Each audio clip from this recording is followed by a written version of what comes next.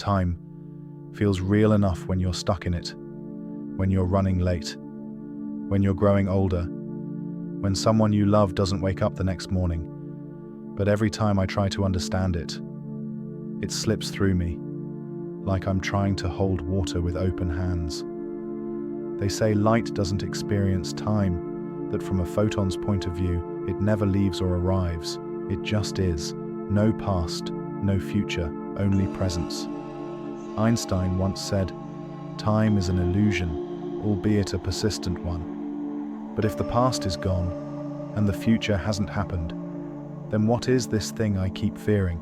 What is it I'm always running from or chasing after? Sometimes I wonder if memory is just the mind's way of giving shape to a story that never really had chapters. A story that only ever happened right now, and right now, and right now. Maybe we created time to cope, to measure our pain, to promise ourselves that this too shall pass. But light never waits, it just moves. And maybe we're not supposed to understand it. Maybe we're just supposed to feel it moving through us.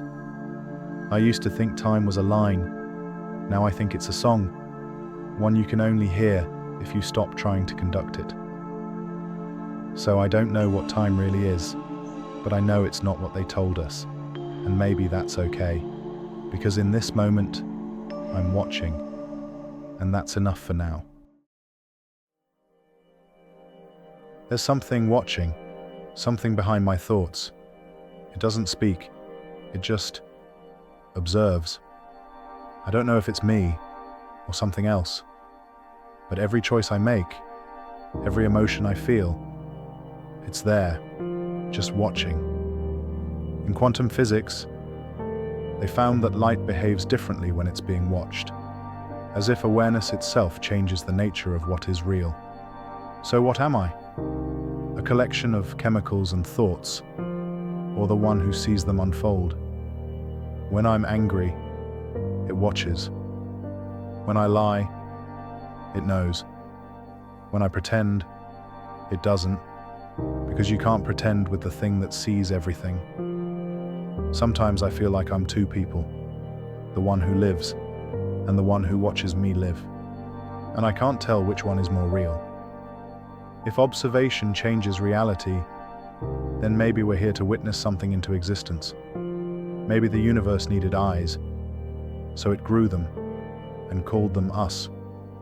Sometimes I think consciousness is a gift, other times a curse, to be aware of death, to know we're temporary, to feel everything, even when we wish we didn't. But this thing inside me, it doesn't fear death, it doesn't age, it doesn't even blink, it's just aware. So maybe that's all I am, a witness to a dream I don't fully understand, a single point of attention in a universe full of questions. I used to think I had to understand it all, to chase every mystery until it gave me answers. But some things aren't meant to be solved. Some things are meant to be felt, like music, or love, or light. The deeper I went, the more I realized there is no edge to this thing, no finish line to reach, just layers, like dreams inside dreams. I kept trying to name it, to point and say, that's God, that's the soul, that's truth. But every time I looked closer, it disappeared, because it wasn't out there, it was in here. I no longer believe God is a man in the sky. I believe God is what holds the sky together, the silence behind the noise, the negative space between every moment, the zero that makes the one meaningful. What if we're not separate from it? What if we are not humans experiencing the universe, but the universe experiencing being human? And what if death isn't an ending, but a remembering, a return to something we never really left?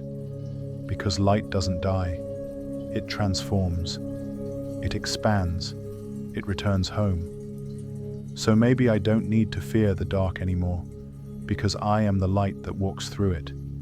the observer, the witness, the dream within the dream. Not separate, not lost, just becoming. So I'll keep watching, keep wondering, keep unfolding, because light never stops moving, and neither do I.